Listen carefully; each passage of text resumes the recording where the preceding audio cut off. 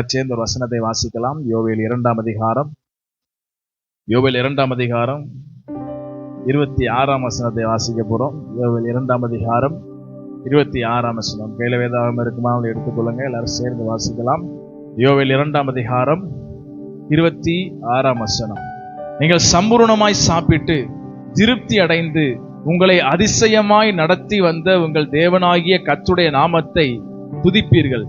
என் ஜனங்கள் ஒருபோதும் வெட்கப்பட்டு போவதில்லை. ஒரு அல்லேலூயா சொல்லலாமா?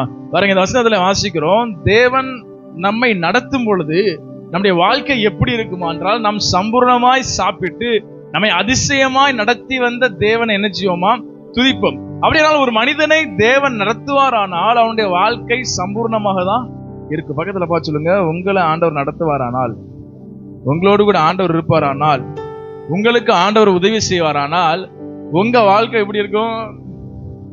சொல்லுங்க, எப்படி இருக்கும்?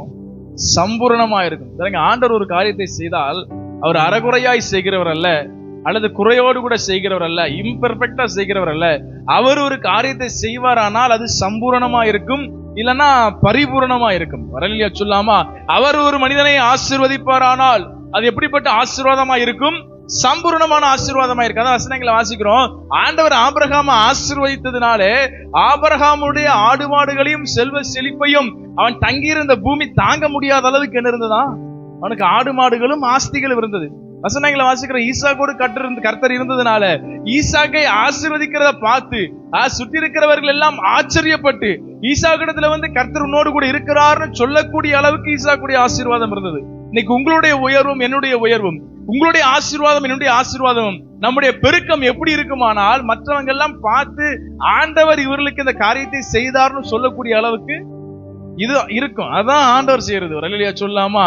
பதில கைப்பிடிச்சு சொல்லுங்க. ஆண்டவர் உங்க கூட இருந்து அற்புதம் செய்வாரானால், ஆண்டவர் உங்களுக்கு உதவி செய்வாரானால், நீங்க நினைக்கிறத விட சம்பூர்ணமான பரிபூர்ணமான நன்மைகளை பெற்றுக் கொள்வோம். நல்ல கரங்களை உயர்த்தி ஒரு அல்லேலூயா சொல்லலாமா? எத்தனை பேர் வாழ்க்கையில சம்பூர்ணமாய் பரிபூர்ணமாய் திருப்தியா இருக்கணும்னு நினைக்கீங்க? எல்லாருமே ஆசைப்படுவோம், நம்முடைய வாழ்க்கை பரிபூர்ணமா இருக்கணும், சம்பூர்ணமா இருக்கணும், சௌகரியமா இருக்கணும், சமாதானமா இருக்கணும், சுகமா இருக்கணும், பலமா இருக்கணும்.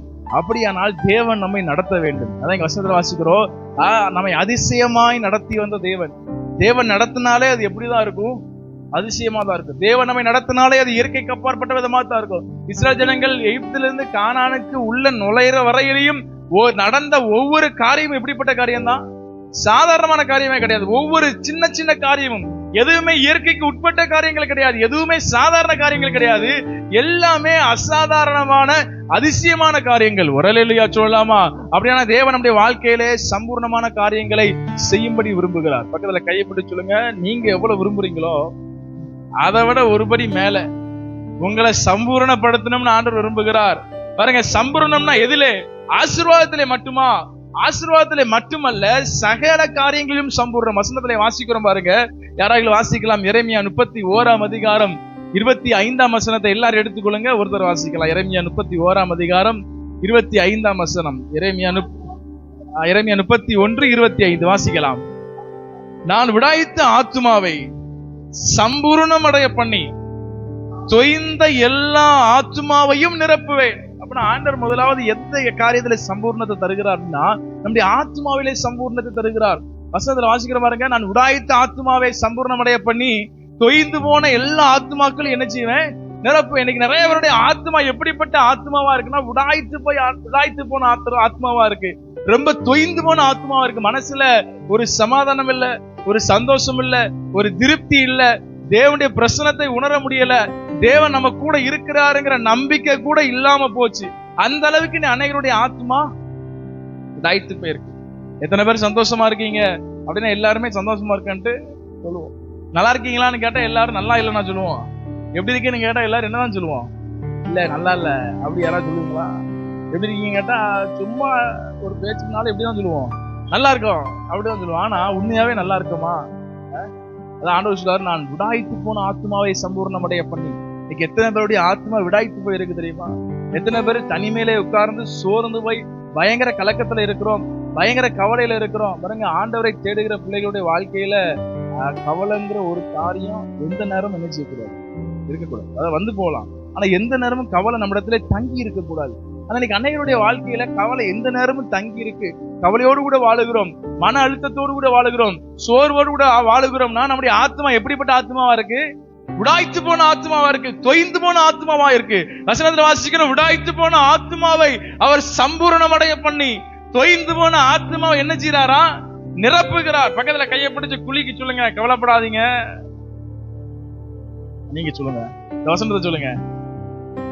விடாய்த்து போன உங்கள் ஆத்மாவை சம்பூரணமடைய பண்ணி தொய்ந்து போன உங்கள் ஆத்மாவை நிரப்புகிறார். பாருங்க, நம்முடைய வாழ்க்கையில ஏன் ஆத்மா விடாய்த்து போயிருக்குன்னா ஏதோ ஒரு காரியம் நடக்கல. நம்ம நினைச்ச ஒரு காரியம் என்ன செய்யல, நடக்கல. ஏன் ஆத்மா சோர்ந்து போயிருக்கு? நாம் நினைத்த மாதிரி நம்முடைய வாழ்க்கை அமையவில்லை, நாம் எதிர்பார்த்த மாதிரி நம்முடைய வாழ்க்கை அமையவில்லை. நாம் எதெல்லாம் நடக்கணும்னு நினைச்சோமோ அதெல்லாம் என்ன செய்யல, நடக்கல. அப்படியானால் எதெல்லாம் நடக்கலையோ அதெல்லாம் நடந்தா தான் இந்த ஆத்மா என்ன ஆகும்? திருப்தி ஆகும். எதுக்கெல்லாம் காத்திருக்கோமோ அதெல்லாம் நடந்தா தான் இந்த ஆத்மா சம்பூர்ண அடையும். பாருங்க, கடைசி நேரத்துல சாப்பிடுற நேரத்துல அவங்களுக்கு விருப்பப்பட்டதை என்ன செய்யணும்? அவங்களுக்கு கடைசி ஆசை என்னன்னு கடனை விடுறவங்களுக்கு தான் கேட்பாங்க. அவரோட கேட்ட அவங்க என்ன விரும்புறாங்கன்னு கேட்பாங்க. ஏன்னா அவங்க கடைசி நேரத்துல அவங்க விருப்பப்பட்டதை சாப்பிட்டுட்டோ அல்லது விருப்பப்பட்டவங்களை பார்த்துட்டோ அவங்க இறந்த அவங்க ஆத்மா திருப்தி அடையும். அப்படின்னா சாக போறவங்களுக்கு அப்படின்னா உயிரோடு இருக்கிற நமக்கு ஆத்மா திருப்தி அடையணும்னா நம்ம எதை எதிர்பார்த்து கொண்டிருக்கிறோமோ அது என்ன செய்யணும்? நடக்கணும். வசனத்துல வாசிக்கிறோம், நெடுங்காலமாய் காத்திருத்தல் இருதயத்தை இளைக்க பண்ணும். சொல்லுங்க, சொன்னதை சொல்ல அந்த வசனத்தின் அடுத்த பகுதி, விரும்பினது வரும்போதோ அது ஜீவ விருட்சம் போல இருக்குமா. நெடுங்காலமாய் காத்திருக்கும் பொழுது இருதயம் இழைச்சு போச்சு, விடாய்த்து போச்சு, தொய்ந்து போச்சு. ஆனா விரும்பினது வரும்பொழுது அது எப்படி மாறுதான்? ஜீவ விருட்சம் போல் மாறுது. அப்பனா தேவன் நம்முடைய ஆத்மாவை சம்பூர்ணமடைய பண்ணுகிறார் என்றால் நாம் எதற்கெல்லாம் காத்திருக்கிறோமோ, எதையெல்லாம் நினைச்சு கவலைப்பட்டு இருக்கிறோமோ, எவைகள் எல்லாம் நடக்க வேண்டும் என்று நினைத்துக் கொண்டிருக்கிறோமோ அவைகளை எல்லாம் செய்து நம்முடைய ஆத்மாவை சம்பூர்ணமடைய பண்ணுகிறார். ஒரு அலையிலேயே சொல்லாமா?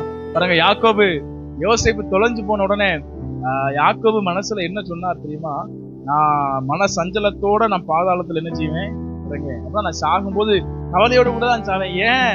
என் மகன் யோசேப்பு காணாம போயிட்டான். ஆனா வசனத்துல வாசிக்கிறோம், யோசேப்பு உயிரோடு இருக்கிறான் என்றும், யோசேப்பு தன்னை அழைத்து கொண்டு போக வண்டிகளை அனுப்பியிருக்கிறான் என்றும் யாக்கோபு எப்ப அறிந்து கொண்டானோ வசனத்துல வாசிக்கிறோம், யாக்கோபுடைய ஆவி உயிர்த்தது. அப்படின்னா பாருங்க, அந்த விடாய்த்து போன ஆத்மாவுக்கு இப்ப சம்பூர்ணம் நினைச்சிட்டு வந்துட்டு தொய்ந்து போன அந்த ஆத்மா இப்போ திருப்தியால் நிறைந்து விட்டது. அப்படிப்பட்ட காரியங்களை தேவன் நம்முடைய வாழ்க்கையில தர வல்லவராய் இருக்கிறார். ஒரு அல்லேலூயா சொல்லாமா? பாருங்க, சமாதானத்திலே நிறைவு, சந்தோஷத்துல நிறைவு. இன்னைக்கு நிறைய பேருக்கு தூக்கமே வரமாட்டேங்குது. தூக்கமே நிச்சய மாட்டேங்குது, வரமாட்டேங்குது. தூக்கம் வரமாட்டேங்குது. படுத்து நைட்டு பல மணி நேரம் பொசிஷன் எடுத்து என்ன செய்யறாங்க? உருண்டு பார்க்காங்க, ஆனாலும் தூக்கம் வரல. ஏன்னா ஆத்மா விடாய்த்து போயிருக்கு. எதை குறித்தோ இந்த ஆத்மா கலக்கம் கொண்டிருக்கிறது, எதை குறித்தோ இந்த ஆத்மா சோர்ந்து போயிருக்கிறது. அப்படியான வசனத்துல வாசிக்கிறோம், கர்த்தர் தமக்கு பிரியமானவனுக்கு சொல்லுங்க பார்க்கலாம், என்னது அப்படியா? பிரியமானவருக்கு நித்திரை என்ன செய்யறாரு? உங்களுக்கு அயத்த நித்திரை தருவார் நினைக்க. நல்லது. பிரியமானவனுக்கு என்ன செய்யறாரா? நித்திரை தருவார். இன்னொரு வருஷத்துல வாசிக்கிறோம், சங்கீதம் 4:8, நான் சமாதானத்தோடு படுத்துக்கொண்டு நித்திரை செய்வேன், கர்த்தாவே நீரே என்னை சுகமாய் தங்க பண்ணுகிறவர். அவர் சமூகத்திலே பரிபூரண ஆனந்தமும், அவர் வலது பாரிசத்திலே நித்திய பேரின்பம் உண்டு. வசனத்திலே வாசிக்கிறோம். அப்படின்னா அந்த பரிபூரண ஆனந்தம், அந்த சமாதானம், அந்த சுகமான தூக்கம், அந்த நல்ல தூக்கம்லாம் தேவன் விடாய்த்திருக்கிற ஆத்மாக்களுக்கு அவர் தரும் பொழுது அந்த ஆத்மா சம்பூர்ணமாகுது. வரலையா சொல்லாமா? இந்த வசனத்தை சொல்லி நீங்க ஒவ்வொரு நாளும் ஜெபம், ஆண்டவரே விடாய்த்து போன ஆத்மாவை நீ சம்பூர்ணம் அடைய பண்ணி தொய்ந்து போன ஆத்மாவை நிரப்பேன்னு சொல்லிருக்கீங்க. சந்தோஷத்திலேயோ சமாதானத்திலேயோ தூக்கத்திலேயோ இப்படிப்பட்ட எந்த காரியத்திலையும் எனக்கு குறைவே நினைச்சிடக்கூடாது, வந்துடக்கூடாது. பக்கத்துல கையை பிடிச்சு சொல்லுங்க, சம்பூர்ணமா இருப்பீங்க. உங்களுடைய ஆத்மா சம்பூர்ணமா இருக்கும், உங்க ஆத்மா வாழும். வசனம் சொல்லப்பட்டது போல, பிரியமானவனே உன் ஆத்மா வாழ்வது போல நீ எல்லா வச்சிலும் வாழ்ந்து வரலையா சொல்லாமா? நம்முடைய ஆத்மாவிலே அவர் சம்பூர்ணத்தை கட்டிடுகிறார். இன்னொரு காரியத்துல அவர் சம்பூர்ணத்தை கட்டிடுகிறார். பாருங்க, உபாகமம் 30ஆம் அதிகாரம் 9ஆம் வசனத்தை எல்லாரும் சேர்ந்து வாசிக்க போறோம். உபாகமம் 30ஆம் அதிகாரம் 9ஆம் வசனம் எடுத்துக்கொள்ளுங்க, எல்லாரும் சேர்ந்து வாசிக்கலாம். உபாகமம் ஸ்கிரீன்ல கொஞ்சம் வேகமா போடுங்க. உபாகமம் 30ஆம் அதிகாரம்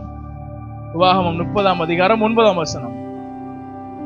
அப்பொழுது உனக்கு நன்மை உண்டாகும்படி உன் தேவனாகிய கர்த்தர் உன் கைகள் செய்யும் எல்லா வேலைகளிலும், உன் கற்பத்தின் கனியிலும், உன் மிருக ஜீவனின் பலனிலும், உன் நிலத்தின் கனியிலும் உனக்கு பரிபூரணம் உண்டாக செய்வார். அப்படின்னா அடுத்த சம்பூர்ணம் எதுல உண்டாகுதுன்னா நாம் கையிட்டு செய்யற காரியங்களிலே சம்பூர்ணம். நம்ம ஒரு காரியத்தை கை வச்சோம்னா அந்த காரியம் எப்படிதான் இருக்கணும்? வெற்றியா தான் முடியணும். ஒரு அல்லேலூயா சொல்லாமா? ஒரு இடத்துல வேலை பார்க்கிறோம்னா நம்மளை நம்பி இந்த வேலையை கொடுக்கலாம்னு சொல்லக்கூடிய அளவுக்கு நம்ம எதை செஞ்சாலும் வெற்றியா தான் இருக்கணும். நம்ம ஒரு தொழில் செஞ்சோம்னா அதுல நஷ்டம் வரவே அது எப்ப வராது அப்படின்னா, அவர் நம் கையிட்டு செய்யும் காரியங்களை வாய்க்க பண்ணும் பொழுது, அவர் நம் கையிட்டு செய்யும் காரியங்களை சம்பூர்ணமடைய பண்ணும் பொழுது, அதாவது வசனம் சொல்லுது, உன் தேவனாகிய கர்த்தர் உன் கைகள் செய்யும் எல்லா வேலைகளிலேயும் கடைசியில் சொல்லப்படுறதுக்கு உனக்கு பரிபூரணம் உண்டாக செய்வார். பக்கத்துல கையப்பட்டு சொல்லுங்க, நீங்க செய்யற எல்லா காரியத்திலையும் உங்களுக்கு பரிபூர்ணம். நீங்களே சொல்லுங்க, நீங்க செய்யற எல்லா காரியத்திலையும் 100% அதிகமாய் பரிபூரணத்தை நீங்கள் அனுபவிப்பீர்கள். ஒரு அல்லேலூயா சொல்லாமா? பாருங்க, இந்த காரியத்தை எல்லாரும் செஞ்சு தோத்து போயிருக்கலாம், இந்த காரியத்துல முயற்சி எடுத்த எல்லாரும் தோற்று போயிருக்கலாம். ஆனால் நான் அந்த காரியத்துல முயற்சி எடுப்பேனால், நான் அந்த காரியத்தை செய்வேனானால் எனக்கு அது வாய்க்கும். ஏன்னா ஏசியால வாசிக்கிறோம், எங்கள் கிரியைகளை எங்களுக்காய் வசனத்தை ஒரு ஒரு ஒரு நம்ம சங்கரவங்கள் சர்ச்சில் மட்டும் ஒரு 30 முறையாவது சொல்லியிருக்கேன். அது இந்த ஒரு வருஷத்துக்குள்ள எங்கள் கிரியைகளை எங்களுக்காய். பாருங்க, நம்முடைய வாழ்க்கையில எது நடக்கும் தெரியுமா? எது நடக்கும் தெரியுமா? எதெல்லாம் தெரியுமோ அதான் என்ன செய்யும். எந்த வசனமெல்லாம் நமக்கு தெரியுமோ அந்த வசனத்தின்படி தான் நடக்கும். இந்த வசனம் சொல்வது, எங்கள் கிரியைகளை எங்களுக்காய் நடப்பிக்கிறவர் நீரே. அப்படின்னு என்ன அர்த்தம்? நான் செய்ய வேண்டிய காரியங்களை எனக்காய் நீர் என்ன செய்றீர்?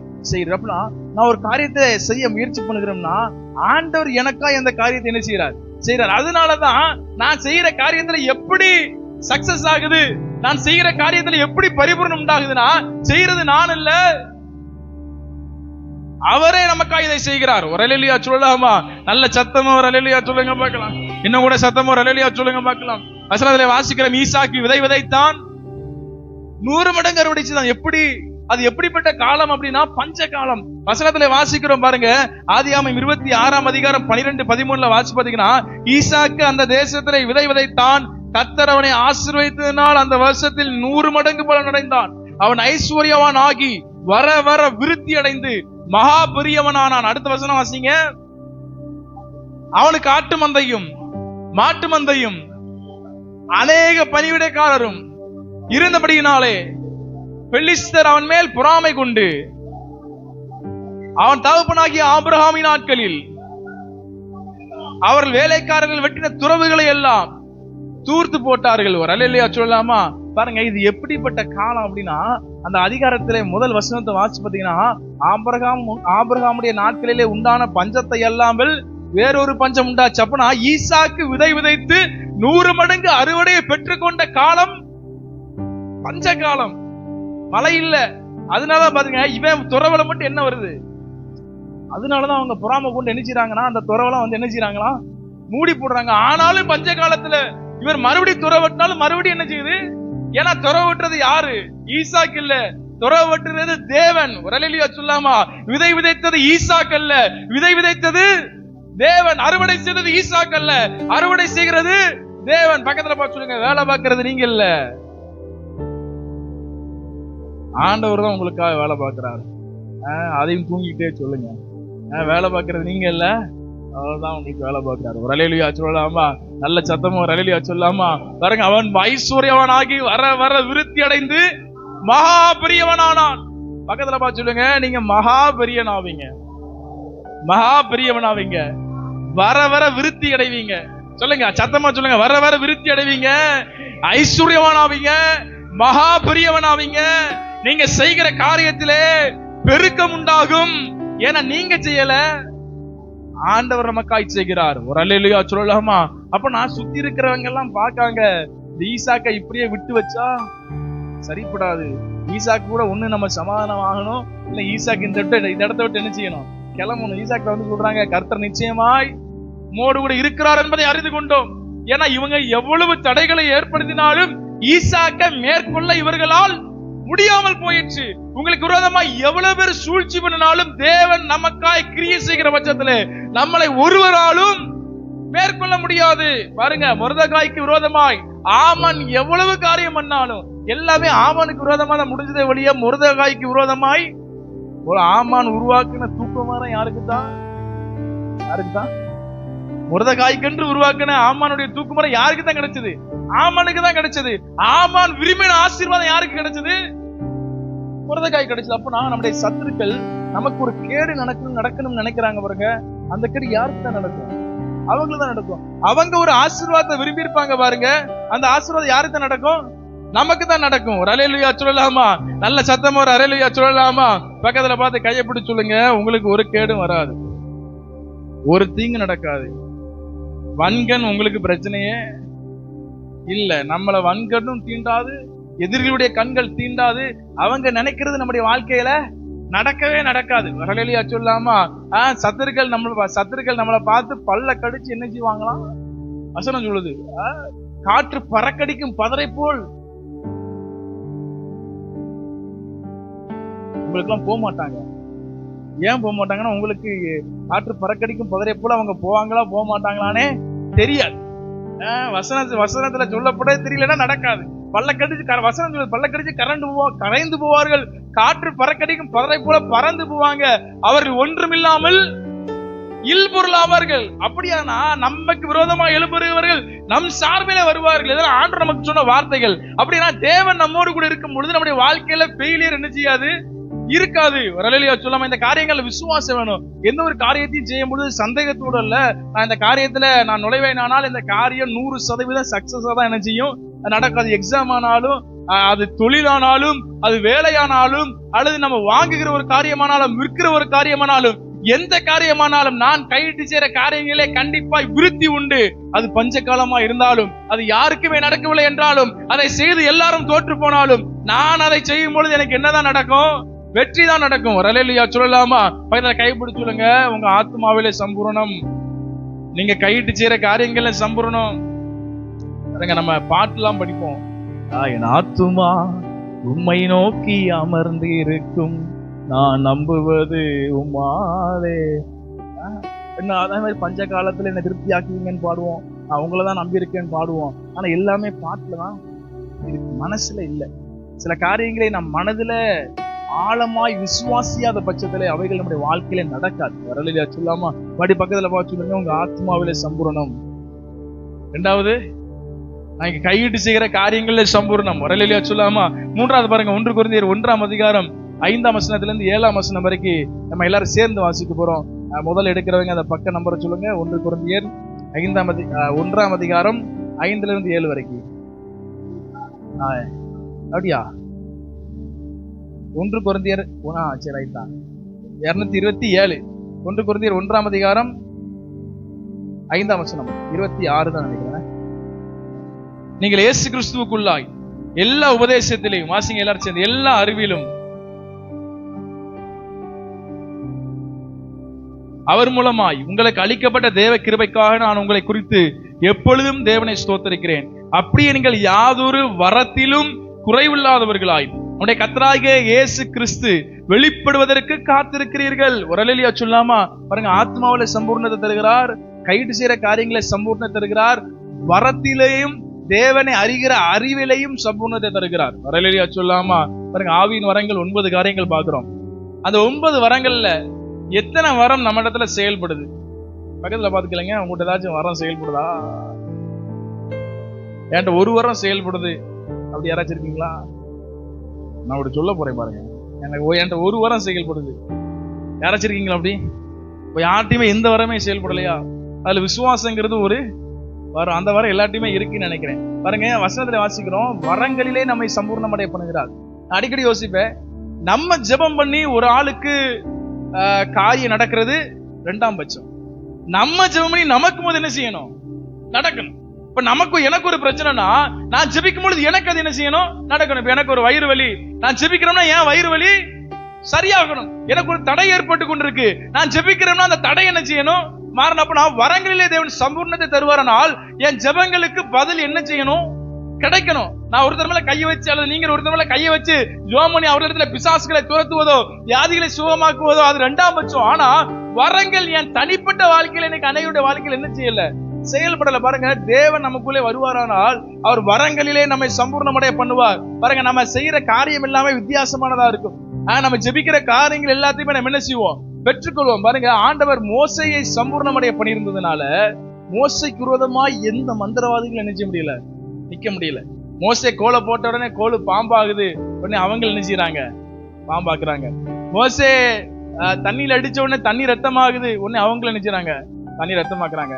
மோசே தவளைகளை பிறப்பிக்கும் பொழுது உடனே அவங்களும் என்ன செய்யறாங்க, தவளைகளை. அப்படி ஒவ்வொரு காரியமா செஞ்சுக்கிட்டே வந்தாங்க. ஆனா ஒரு கட்டத்துக்கு மேல மோசைக்கு முன்னாடி நிக்க முடியலையா? ஆனா மோசையில தேவன் தந்த வரம் சம்பூர்ணமா இருந்தது. பாருங்க, நம்முடைய வாழ்க்கையில சில நிலங்கள்ல வரங்கள் வெளிப்படையாய் செயல்படாமல் இருக்கலாம். ஆனா தேவன் நம்முடைய வாழ்விலே வரங்களை சம்பூர்ணமடைய பண்ணியிருந்தால், நம்ம ஜெபிக்காமலே, நம்ம செயல்படாமலே, அந்த வரங்களை ஆப்ரேட் பண்ணாமலே அந்த வரங்கள் செய்ய வேண்டிய காரியங்கள் என்ன செய்யும், செய்து கொண்டிருக்கும். என் வாழ்க்கையில என் சரீரத்துல ஒரு குறைபாடு வருதுன்னு வச்சுக்கலாம், எனக்குள்ளே சுகமளிக்கல வரம் இருக்குமானால் நான் ஜெபிக்காமலே அந்த வரம் அப்படிலாம் செய்யணும்னு ஆசை இருக்கா? இல்ல ஆஸ்பத்திரிக்கு போய் ஒரு 10 நாள் மாத்திரையை போட்ட பிறகு மாத்திரையோடு கூட ஜெபம், ஏன்னா மாத்திரை போடக்கூடாதுன்னு சொல்ல, இங்க போடுங்க, மாத்திரையோடு கூட ஜெபம். அப்படி மாத்திரை போட்டு ஜெபம் இல்ல, நமக்கு வியாதி நமக்கு வந்ததே தெரியாத அளவுக்கு சுகமாச்சுன்னா அது நல்லா இருக்குமா இருக்காதா? ஆண்டவரால் அப்படி செய்ய முடியும்னு நினைக்கீங்களா இல்லையா? நினைக்காதவங்களுக்கு நடக்காது. ஆண்டவரால செய்ய முடியும்னு விசுவாசிச்சோம்னு என்ன செய்யும், நடக்க. நமக்குள்ளே வரம் சம்பூர்ணமா இருக்குமானா, எனக்கு ஒரு பலவீனம் வருகிறது என்றால் ஆட்டோமேட்டிக்கா அது என்ன செய்யுது, இப்ப நமக்குள்ள நோய் எதிர்ப்பு சக்தி இருக்கும் பொழுது அது என்ன செய்யுது, ஒரு சின்ன இது வரும்போது அதே போராடி, அந்த நோய் எதிர்ப்பு சக்தியை போராடி, ஒரு புண்ணெலாம் இருந்துச்சுன்னா மருந்து போடாமலே புண்ணு என்ன செய்யும், நோய் எதிர்ப்பு சக்தி சரியா இருந்துச்சுன்னா மருந்து போடாமலே அந்த புண்ணெலாம் என்ன செய்யும், ஆறும். அப்பனா தேவன் தந்த வரம் நமக்குள்ள இருக்குமானால், அந்த வரம் சம்பூர்ணம் அடைய வேண்டும் என்று நாம் விரும்புவோமானால், நமக்கு வருகிற பலவீனங்கள், குறைபாடுகள் நம்மளை அறியாமல் என்ன செய்யும், சரியாயிது கொண்டிருக்கும். பக்கத்துல கைப்பிடிச்சுடுங்க, உங்களுக்குள்ள இருக்கிற வியாதி உங்களுக்கு தெரியாம இருக்கலாம், ஆனா வரங்கள் இருக்குமானால் அதுவே உங்க வியாதி என்ன செய்யும், சரி செய்யும். அப்படின்னா ஆத்மாவிலே சம்பூர்ணம், கைட்டு செய்கிற காரியங்களிலே சம்பூர்ணம், வரங்களிலே சம்பூர்ணம். இன்னொரு காரியம் பாருங்க, தேவன் எதிலே நமக்கு சம்பூர்ணத்தை தருகிறார் என்றால் ஞானத்திலே சம்பூர்ணத்தை தருகிறார். வசனத்திலே வாசிக்கிறோம், யாக்கோபு 1:5 உங்களில் ஒருவன் ஞானத்தில் குறைவுள்ளவனா இருந்தால் யாவருக்கும் சம்பூர்ணமாய் கொடுக்கிறவரும் ஒருவனையும் கடிந்து கொள்ளாதவருமாகிய தேவனிடத்திலே கேட்க கடவன், அப்பொழுது அவனுக்கு கொடுக்கப்படும். ஒரு அல்லேலூயா சொல்லாமா? அப்படின்னா பாருங்க, நம்முடைய வாழ்க்கையில பல பிரச்சனைகளிலே நாம் விழுவதற்கான முக்கிய காரணம் என்ன தெரியுமா? ஞானம் இல்லாமல் நாம் எடுக்கிற முடிவு, ஞானம் இல்லாமல் நாம் செய்கிற செயல்பாடுகள் தான் பாத்தீங்கன்னா, ஞானம் இல்லாம ஒரு காரியத்தை வாங்குறோம், ஞானம் இல்லாம ஒரு காரியத்தை செய்யறோம் அப்படின்னா அதனால நமக்கு பாதிப்புகள் ஏற்படுது. இன்னைக்கு ஒருத்தர் நம்மகிட்ட ஒரு 5 லட்ச ரூபாய் கொடுங்க, உங்க 5 லட்ச ரூபாய 10 லட்ச ரூபாய் என்ன செய்றேன், ஒரு வருஷத்துல என்ன செய்றேன் ஆக்கி தரேன்னு சொல்லி சொல்றாருன்னு வச்சுக்கோங்க. நீங்க 5 லட்ச ரூபாய் அவர்கிட்ட நினைச்சிட்டீங்க, கொடுத்துட்டீங்க. இது எந்த மாதிரியான செயல்? ஞானம் இல்லாத செயல். அந்த ஒரு வருஷம் கழிச்சு அவர் அந்த 5 லட்சத்தை கூட என்ன செய்ய மாட்டாரு, கொடுக்க மாட்டார். வேலை வாங்கி தரேன்னு சொல்லி என்ன செய்வாங்க, காசு வாங்குவாங்க. எனக்கு என் ஃப்ரெண்டுடைய அண்ணனுக்கு 6 லட்ச ரூபா வாங்கினாங்க 10 வருஷத்துக்கு முன்னாடி. இன்னும் அதுல என்ன செய்யல, வேலையும் வரல, ரூபாயும் வரல. எத்தனை வருஷம் ஆச்சு? 10 வருஷம் ஆச்சு. அப்பனா அந்த 6 லட்சம் 10 வருஷத்துக்கு முன்னாடி 6 லட்சம், இப்ப அது எத்தனை மடங்கு அவங்க வேற மாதிரி பண்ணியிருந்தா, அல்லது வெளியே கொடுத்திருந்தா கூட எத்தனை மடங்கு பேருக்குன்னு தெரியல. அப்பனா அந்த 6 லட்ச ரூபாய் இப்ப ஒண்ணுமே இல்ல. ஏன் இப்ப அவங்க சொல்றாங்க அறிவு இல்லாம ஞானம் இல்லாம செயல்பட்டேன். ஆனா தேவன் தந்த நமக்கு ஞானம் நமக்கு இருக்குமானால் ஒரு சின்ன மிஸ்டேக் கூட நம்முடைய வாழ்க்கையில நடக்காது. ஏன்னா ஞானத்திலே சம்பூர்ணமுடையவர்களா இருக்கும். அல்லேலூயா சொல்லலாமா? பக்கத்துல கைப்பிடிச்சுங்க, தேவன் தந்த ஞானம் உங்களிடத்துல சம்பூர்ணமாய் கிரியை செய்யுமானால் உங்க வாழ்க்கையில சின்ன பிரச்சனை கூட வராது. பாருங்க, சாலமோன் ஆண்டவரிடத்திலே ஞானத்தை கேட்கிறான். 1 ராஜாக்கள் 10:1 வாசிக்கிறோம். சாலமோனுடைய ஞானம் பாருங்க எல்லா தேசத்துக்கும் என்ன செய்யுது, கேள்விப்படுறாங்க. 10:1 வாசிக்கிறவங்க 1 ராஜாக்கள்ல கர்த்தருடைய நாமத்தை குறித்து சாலமோனுக்கு உண்டாயிருந்த கீர்த்தி சேபாவின் ராஜஸ்திரிக்கு கேள்வியான போது அவள் விடுகதைகளினாலே அவனை சோதிக்கிறதற்கு வந்தாள். வந்தவா என்ன விடுகதலாமோ சொல்லி பார்க்க அவளால சாலமோனுடைய ஞானத்தை மேற்கொள்ள முடியல. ஏன்னா யார் தந்த ஞானம்? தேவன் தந்த ஞானம். அவ சொல்றா, உங்க ஊழியக்காரர்களையும் அவங்க நீங்க வருஷப்படுத்திருக்கிறதையும் அவருடைய வீடுகளையும் உங்க பந்திகளையும் உங்க உணவுகளையும் அரண்மனையையும் தேவாலயத்தையும் பார்க்கும் பொழுது உங்களுடைய ஞானத்தை கண்டு நான் என்ன செய்யறேன், வியந்து போறேன். பாருங்க வசனத்துல வாசிக்கிறேன் பாருங்க, 7ஆம் வசனத்துல, நான் வந்து அதை என் கண்களால் காணும் மட்டும் அந்த வார்த்தைகளை நான் நம்பவில்லை, இவைகளில் பாதியாகிலும் எனக்கு அறிவிக்கப்படவில்லை. ஒரு அல்லேலூயா சொல்லலாமா? அப்படின்னு சொல்ற பாருங்க, நான் கேள்விப்பட்ட பிரஸ்தாபத்தை பார்க்கலாம் ஞானமும் செல்வமும் அதிகமா இருக்கிறது. ஒரு அல்லேலூயா சொல்லலாமா? அதான் பாத்தீங்கன்னா சம்பூரணம். சாலமோனுக்கு தேவன் ஞானத்தை தந்தார் என்றால் அது சம்பூர்ணமா இருந்தது. ஆபிரகாமுக்கு தேவன் ஆசீர்வாதத்தை தந்தார் என்றால் அது சம்பூர்ணமா இருந்தது. ஈசாக்கு கைச்சிற காரியங்களை தேவன் வாய்க்க பண்ணினார் என்றால் அது சம்பூர்ணமா இருந்தது. அப்படியே நம்முடைய வாழ்க்கையிலே சகல காரியங்களையும் சம்பூர்ணத்தை தேவனால் தர முடியும் என்று விசுவாசிப்போமானால் அவரால் நம்முடைய வாழ்வுகளிலே சகல நிலைகளிலும் நமக்கு சம்பூர்ணத்தை தர முடியும். ஒரு அல்லேலூயா சொல்லாமா? பாருங்க, இன்னொரு வசனம் சொல்லப்பட்டிருக்கு. கடைசியா இந்த காரியத்தை நான் சொல்றேன். நாம் அனுபவிக்க வேண்டிய, சொல்லுங்க பார்க்கலாம், வசனத்தை நான் அடிக்கடி சொல்லிக்கோங்க. யாராவது ஒருத்தர் சொல்லுங்க பார்க்கலாம். நாம் அனுபவிக்க வேண்டிய, முத்திரநேக கட்ட சொல்லுங்க. நாம் அனுபவிக்க வேண்டிய சகல நன்மைகளையும் நமக்கு சம்பூர்ணமாய் கொடுக்கிற ஜீவனுள்ள தேவன் பேர்ல நம்பிக்கை வைத்து 1 கொரிந்தியர் 6ஆம் அதிகாரம் 17-18 வாசிக்கிறோம். அப்ப அவர் என்ன செய்யறாரா? நாம் அனுபவிக்க வேண்டிய சகல நன்மைகளையும். நிறைய பேர் சொல்லுவாங்க ஆசீர்வாதத்தை விரும்பக்கூடாது, ஆண்டவர் நம்மளை ஆசீர்வதிக்கிறதுக்காக நம்மளை அழைக்கல அப்படின்னு சொல்லுவாங்க. ஆனா அப்படி சொல்றவங்க எல்லாம் நல்ல கார் வச்சிருப்பாங்க, நல்ல ஆசீர்வாதமா இருப்பாங்க. ஆசீர்வாதத்துக்காக ஜெபிக்காதன்னு சொல்ற எல்லாருமே எப்படி இருக்காங்க? ஆசீர்வாதமா இருக்காங்க. ஆனா அவங்க சொல்லுவாங்க ஆசீர்வாதத்துக்காக என்ன செய்யக்கூடாது. ஆண்டவர் என்ன சொல்றார்? நான் அனுபவிக்க வேண்டிய சகல நன்மைகளையும் எனக்கு சம்பூர்ணமாய் தருகிறார். பக்கத்துல பார்த்து சொல்லுங்க, இந்த வசனத்தை கேள்விப்பட்டிருக்கீங்களா? பக்கத்துல பார்த்து கேளுங்க, இந்த வசனத்தை கேள்விப்பட்டிருக்கீங்களா? பக்கத்துல பார்த்து சொல்லுங்க, இந்த வசனத்தை கேள்விப்பட்டிருக்கீங்களா? நீங்க அனுபவிக்க வேண்டிய சகல நன்மைகள் சம்பூர்ணமாய் கொடுக்கிறேன். நான் எதை அனுபவிக்கணும்னு யாரு முடிவு பண்ணணும்? நான் முடிவு பண்ணாதான் அது என்னவா இருக்கும்? சம்பூர்ணமா இருக்கு. அப்ப நான் இந்த உலகத்திலே நான் எவைகளை, வசனத்தை போட மாட்டீங்களா? 1 தீமோத்தேயு 6ஆம் அதிகாரம் 17-18. நான் அனுபவிக்க வேண்டிய சகல நன்மைகளை, அந்த வசனத்தை வாசிங்க பார்க்கல. 1 தீமோத்தேயு 6ஆம் அதிகாரம் 17ஆம் வசனம்.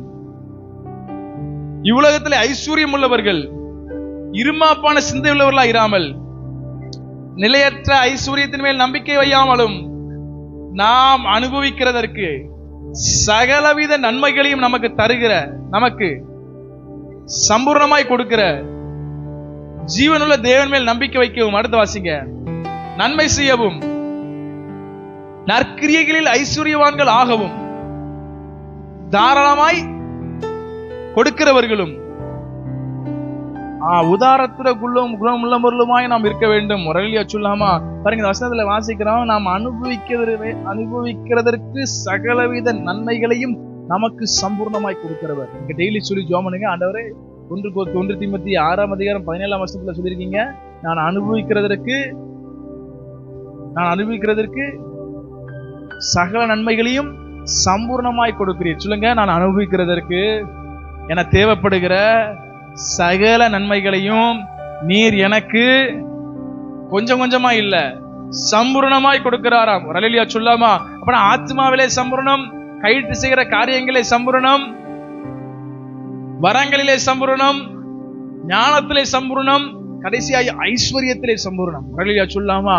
பாருங்க, ஆண்டவர் நம்மளை ஆசீர்வதிக்கிற பார்த்து ஆண்டவர் தான் இந்த மனிதனை ஆசீர்வதிக்கிறார்னு மத்தவங்க என்ன செய்யணும்?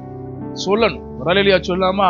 நம்முடைய உயர்வை பார்த்து ஆண்டவர் தான் இவரை உயர்த்தினார்னு மத்தவங்க சொல்லணும். ஈசாக்க பார்த்து சொன்ன மாதிரி கர்த்தர் நிச்சயமாய், பக்கத்துல பார்த்து சொல்லுங்க, உங்களை பார்த்து எல்லாரும் சொல்லணும், கர்த்தர் நிச்சயமாய் உங்களோடு கூட இருக்கிறார்.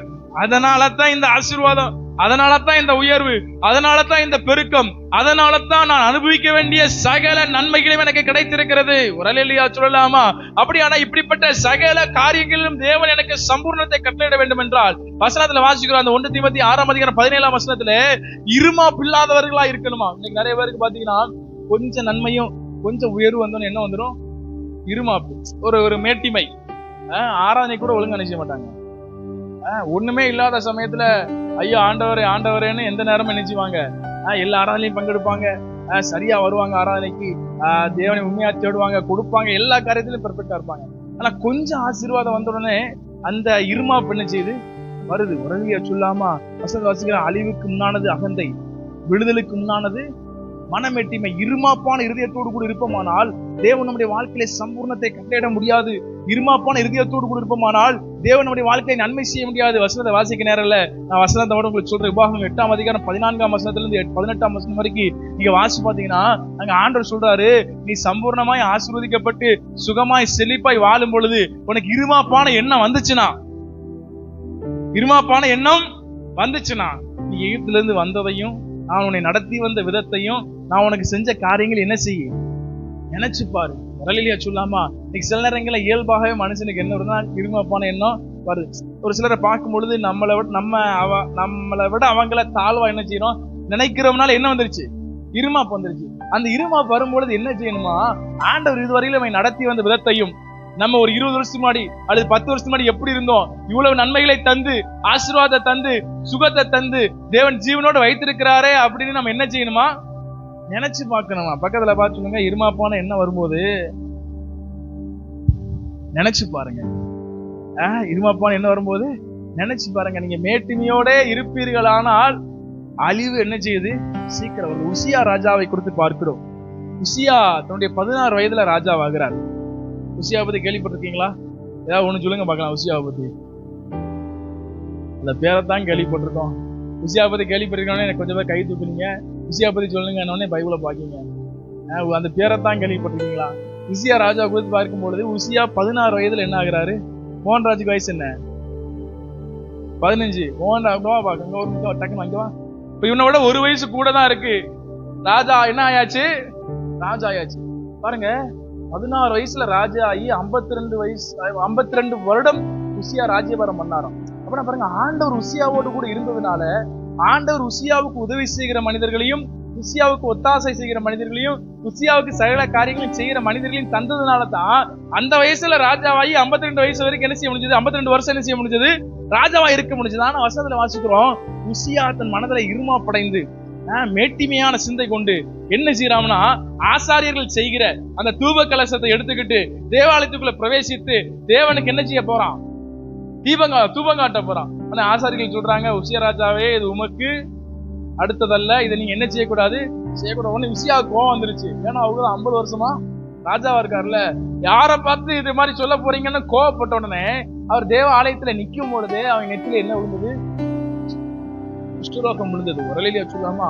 அப்படின்னா அவன் அடுத்து மரணமடையும் காலம் மட்டும் அரண்மனைக்கு வர முடியாம தனித்து ஒரு வீட்டுல இருந்தான்னு சொல்லி வசனத்துல வாசிக்கிறோம். ஒரு மனிதனுக்குள்ள மேட்டிமை வருமானால், அகந்தை வருமானால், பெருமை வருமானால், இருமாப்பு வருமானால் அந்த மனிதனை விட்டு தேவன் ரொம்ப தூரம் நினைச்சுக்கிறாரு, போயிடுவார். வசனத்துல வாசிக்கிறோம், பெருமை பேசுகிற நாவை கர்த்தர் அறுத்து போடுவார். இந்த வசனத்தை நீங்க எங்கேயுமே பார்க்க முடியாது.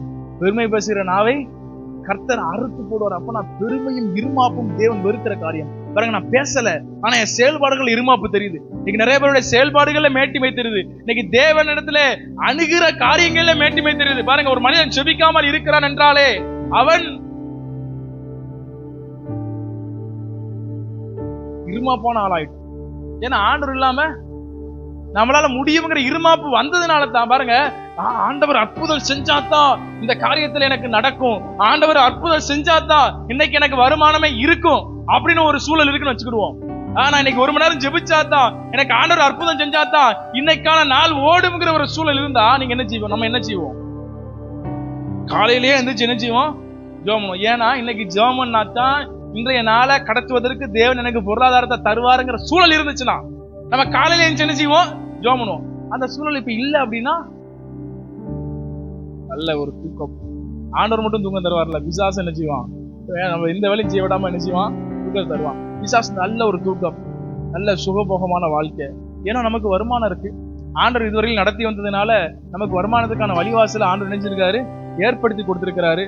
அதை வச்சுட்டு நல்லா சாப்பிட்டு நல்ல சுகபோகமாய் தேவனற்றவர்களாய் இன்னைக்கு அநேகர் சர்ச்சுக்கு வந்தாலும் தேவனற்றவர்களா தான் நினைச்சுக்கிறோம் இருக்கா. சர்ச்சுக்கு வரதுனால தேவன் நம்மோடு கூட இருக்கிறாரு மட்டும் என்ன செய்யாதீங்க, நினைக்காதீங்க. சர்ச்சுக்கு வரதுனால மட்டும் ஆண்டவர் உங்களை ஆசீர்வதிப்பார், ஆண்டவர் உங்களை பாதுகாப்பார் நினைக்காதீங்க. நான் ஒருத்தர் என்னோட சின்ன பையன் பேசும்போது இந்த மாதிரி எல்லாம் இருந்துட்டு ஆண்டவர் அற்புதம் செய்யலனோ, ஆண்டவர் பாதுகாக்கலனோ, ஆண்டவர் குடும்பத்தை காப்பாத்தலனோ என்ன செய்யக்கூடாது? சொல்லக்கூடாது. நீங்க வருகிற அழிவுக்கு ஆண்டவர் காரணம் இல்லை. புரிஞ்சுக்கோங்க, வருகிற அழிவுக்கு ஆண்டவர் காரணம் இல்லை. நீங்க ஞாயிற்றுக்கிழமை வரதுனால மட்டும் உங்களை ஏந்தி சுமந்து சிறைகளை வச்சு பறக்கணும்ட்டு பரப்பாருன்னு மட்டும் நினைச்சிடாதீங்க. ஒரு அல்லேலூயா சொல்லலாமா? தேவனற்ற வாழ்க்கை வாழ்வுமானால், அதான் நான் இருமாப்புன்னு எதை சொல்றோம்னா, நான் ஆண்டவரோடு நேரம் செலவிடாம இருந்தாலே நான் எதோடுதான் இருக்கேன்? இருமாப்போடு கூட தான் இருக்கேன். இஸ்ரவேல் ஜனங்கள் தேவன் தந்த நன்மையை அனுபவித்துக் கொண்டிருக்கும் பொழுது அவர்களுக்கு இருமாப்பு வந்தது. தேவன் தந்த அதிசயங்களை அனுபவித்துக் கொண்டிருக்கும் போது இருமாப்பு வந்தது. இன்னைக்கு நமக்கு இருக்கிற எல்லாமே யார் தந்தது? நான் சொல்றேன் பாருங்க, இன்னைக்கு ஏதோ ஒரு காரியம் நமக்கு இருக்கு பாருங்க, வருமானத்திற்கும் நன்மைக்கும் ஒரு காரியம் இருக்கு பாருங்க. ஆண்டவருக்குள்ள நீங்க வராம இருந்திருந்தீங்கன்னா இந்த காரியம் கூட உங்களுக்கு இருந்திருக்காது. ஆனா தேவன் தந்த காரியங்களை அனுபவித்துக் கொண்டு நாம் இருமாப்பான சிந்தையோடு கூட இருப்போமானால் நமக்கு முடிவு சீக்கிரம் என்ன செய்யுது வருது. அதுக்கு ஆண்டவர் பொறுப்பு இல்லை. ஆனா பாருங்க, இன்னைக்கு ரட்சிக்கப்பட்ட நிறைய பேர் ஞாயிற்றுக்கிழமை மட்டும் வந்து போற மாதிரி தேவனோடு கூட உறவு இல்லாம இருக்கிறவங்களுடைய வாழ்க்கையில ஒரு பிரச்சனை வரும்பொழுது புறஜாதிகளும் தூசிக்கிறதுக்கு ஏதுவாதான் என்ன செய்யுது இருக்கு. இன்னைக்கு நீங்கள் நானும் அப்படிப்பட்ட காரியத்துக்கு இடம் கொடுத்துட கூடாது. நம்ம இருமாப்பான எண்ணங்கள் மாறணும். வசனத்துல வாசிக்கிற பாருங்க, இருமாப்பான சிந்தையோடு கூட இருக்கக்கூடாதான். அடுத்து சொல்லுது, ஐஸ்வர்யத்தின் மேல் நம்பிக்கை வையாமல். இன்னைக்கு நிறைய பேர் என்ன செய்யணும்னா, ஆண்டவரையும் நம்புறோம், அதை விட ஐஸ்வர்யத்தை நம்புறோம். ஆண்டவரை நம்புறோம், அதை விட நம்முடைய வருமானத்தை நம்புகிறோம். ஆண்டவரை நம்புறோம், அதை விட நம்முடைய பொருளாதாரத்தை நம்புகிறோம்.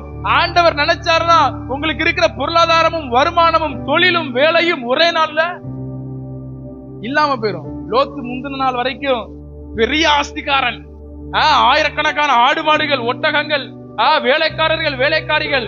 ஒரு இரவுல லோத்து என்ன ஆனாரு? ஒண்ணுமில்லாம போயிட்டாரு. நம்ம ஒண்ணுமில்லாம ஆகுறதுக்கு ரொம்ப நேரம் என்ன செய்யாது ஆகாது. ஐஸ்வர்யத்தின் மேல் நம்பிக்கை வைப்போமானால் தேவன் நம்மை அழிப்பார்னு சொல்லல, பிசாசு நம்மை அழிக்கிறதுக்கு நாமளே என்ன செய்யறோம்? இடம் கொடுக்கிறோம். தேவனை விட ஐஸ்வர்யத்தின் மேல் நாம் நம்பிக்கை வைப்போமானால், தேவனை விட நம்மிடத்தில் இருக்கிற பொருளாதாரத்தின் மேலும் பணத்தின் மேலும் செல்வத்தின் மேலும் வருமானத்தின் மேலும் வேலையின் மீதும் தொழில் மீதும் நம்பிக்கை வைப்போமானால், தேவனை விட்டு நம்ம விலகி போயிட்டோம். இப்படி விலகி போகிற மனிதர்கள் சம்பூர்ணமுடைய வாழ்க்கை என்ன செய்ய முடியாது, வாழ முடியாது. இருமாப்பான சிந்தை கொள்ளாமல், ஐஸ்வர்யத்தின் மேல் நம்பிக்கை வையாமல். அடுத்து வாசிக்கிறோம், நன்மை செய்கிறவர்களாய். நன்மைனா என்ன? தேவன் நமக்கு எதெல்லாம் சொல்லியிருக்கிறாரோ அதெல்லாம் நன்மை. அடுத்து சொல்லுது, நற்கிரிகளிலே ஐஸ்வர்யவான்கள் ஆகிறவர்களாய். எது நற்கிரியை? கலாத்தியர் 5ஆம் அதிகாரத்துல வாசிக்கிறோம், ஆவியின் கனிகள். அதுல வர்ற எல்லாமே என்னதுதான்?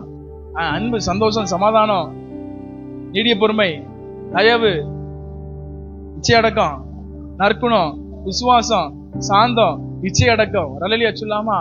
இந்த 9மே நமக்கு 9லயுமே நம்ம வளருகிறவர்களா இருக்கணும். 9லயும் நான் பெர்ஃபெக்டா இருக்கேன் இல்ல, நான் நற்கிரியைகளிலே ஐஸ்வர்யவான் ஆனவனா இல்லை, ஆகுகிறவனாய். ரலலியா சொல்லாமா? அடுத்து பாருங்க, தாராளமாய் கொடுக்கிறவர்களாகவும் உதார குணம் உள்ளவர்களாகவும் நாம் இருக்க வேண்டுமா? தாராளமாய் அப்படின்னா கணக்கு பார்க்காம இன்னைக்கு ஆண்டவருக்கு கொடுக்கிற காரியத்துல அது கட்டாயம் இல்ல. வசனமே சொல்லுது, அவனும் விசனமாயும் இல்ல, கட்டாயமாயும் இல்ல, உற்சாகமாய் கொடுக்கறது பிரியமா இருக்கிறார்.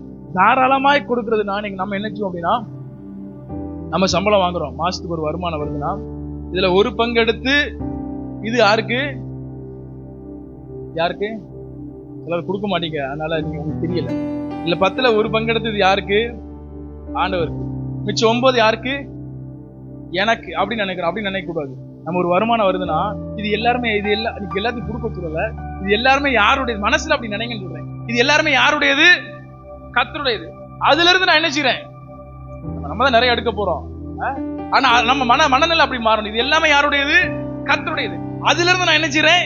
எடுக்கிறேன். அதே போல ஆண்டவருக்கு கொடுக்கிற காரியங்கள்ல கணக்கு பார்க்காம கொடுத்து பாருங்க, தேவனுடைய வாழ்க்கையில பெரிய காரியங்களை செய்யறத பார்க்க முடியும். உதார குணம் உள்ளவர்களாய். வசனத்துல வாசிக்கிறோம், ஆங்கில பைபிள்ல டு ஷேர், பகிர்ந்து கொடுக்கிறவர்களாய். அப்ப தேவனுடைய ராஜ்யம் கட்டப்பட தேவன் நமக்கு தருகிற நன்மைகளை பகிர்ந்து கொடுக்கிறவர்களாய், தாராளமாய் கொடுக்கிறவர்களாய். உடனடியா சொல்லாமா? பாருங்க, ஆத்மாவிலே சம்பூர்ணம், கைது செய்யற காரியங்களிலே சம்பூர்ணம், வரங்களிலே சம்பூர்ணம், ஞானத்திலே சம்பூர்ணம், ஐஸ்வர்யத்திலே சம்பூர்ணம் வேணும்னா நம்ம என்ன செய்யணும்?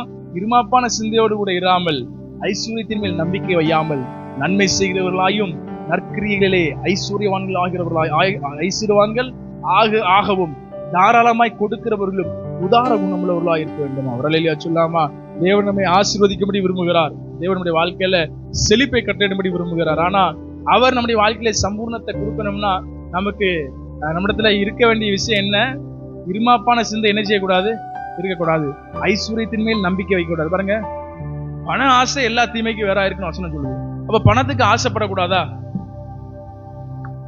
ஆசை அப்படிங்கறத பணத்தை விரும்பலாம். எப்ப அது பண ஆசையா மாறுது, எப்ப அது பொருள் ஆசையா மாறுதுன்னா, தேவனை விட அதிகமாய் அதற்கு நான் முக்கியத்துவம் கொடுக்கும் பொழுது. பாருங்க, பணம் இருந்தா எனக்கு சந்தோஷமா இருக்கு, பணம் இல்லைன்னா நான் ரொம்ப மன உளைச்சலுக்கு ஆளாயிரம்னா எனக்கு என்ன இருக்கு? பணத்தின் மேல நம்பிக்கை இருக்கு. அப்படின்னா என்ன அர்த்தம்? எனக்கு பண ஆசை இருக்கு. அப்படின்னா பண ஆசை எப்ப வருது அப்படின்னா, பண ஆசை அப்படிங்கிற டேம் எப்ப ஆகுது அப்படின்னா, தேவனை விட நான் அதிகம் நம்ம சிலர் பாத்தீங்கன்னா பணம் சேர்த்து வைப்பாங்க. பணம் சேர்த்து வைக்கிறது தவறு இல்லை. ஆனா என்ன நோக்கத்தோடு சேர்த்து வைக்கிறோம்? சிலர் சொல்லுவாங்க, எதுவும் உடம்பு சரியில்லாம ஆயிடுச்சுன்னா, எதுவும் வியாதி விளைவன் ஆயிடுச்சுன்னா நமக்கு செலவழிக்கிறதுக்கு ரூபா வேணும் அப்படிங்கிற எண்ணத்துல நம்ம பணம் சேர்த்து வச்சோம்னா இப்ப நம்ம என்ன செய்யறோம்னா, ஆண்டவரை நம்பல, பணத்தை நம்புறோம். ஃபியூச்சருக்கு இந்த பணம் தான் நமக்கு உதவி செய்யும். பணம் உதவி செய்யும் தான், ஆனா பணம் தான் உதவி செய்யும் அப்படிங்கிற மனநிலையில நம்ம பணம் சேர்த்து வைப்போம்னா இப்ப நம்ம ஆண்டவரை நம்பல, நம்ம பணத்தை நம்புறோம். இப்படிப்பட்ட காரியங்களை தான் தேவன் வெறுக்கிறார். வரலையா சொல்லாமா? இன்னொரு முறை சொல்ற, இருமாப்பான சிந்தை இல்லாதவர்களாய், ஐஸ்வர்யத்தின் மேல் நம்பிக்கை வையாதவர்களாய், நன்மை செய்கிறவர்களாய், நற்கிரியைகளிலே பெறுகிறவர்களாய், நற்கிரியில் ஐஸ்வர்வான்கள் ஆகிறவர்களாய், தாராளமாய் கொடுக்கிறவர்களும் உதார குணமுள்ளவர்களாய் நாம் மாறும் பொழுது தேவன் நம்முடைய ஆத்மாவை சம்பூர்ணமடைய பண்ணுகிறார். பக்கத்துல பார்த்து சொல்லுங்க, உங்க ஆத்மாவை சம்பூர்ணமடைய பண்ணுகிறார். நீங்க கைட்டு காரியங்களை சம்பூர்ணமடைய பண்ணுகிறார். வரங்களிலே சம்பூர்ணமடைய பண்ணுகிறார். ஞானத்திலே சம்பூர்ணமடைய பண்ணுகிறார். ஐஸ்வர்யத்திலே சம்பூர்ணமடைய பண்ணுகிறார். அதனால விசுவாசமா இருப்போம்.